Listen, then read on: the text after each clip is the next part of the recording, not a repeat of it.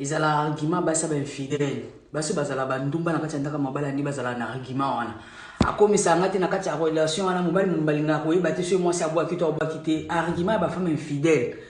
yo yebi ngote mibale basala basi makambo basalite makasi ezala mibale ba jigolo surtout ces derniers asala ate elo nya malongo sala no elo nya malamu opesa parce na mbongo opesa autant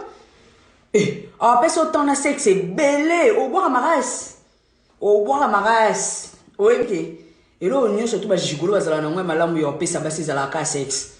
osama basalite makasi parce elo mso opesa et puis là le temps pour te faire ça là le temps pour te faire plaisir Mouton il n'a qu'à personne bon belé on nous élagani au jour de ma boko ni argument ba femme infidèle les alaka mobile na boki sangati na maboko na se retrouver na ko marate mobile mobile ngaka inda boka ngana boka te akipanga to yebisaka yango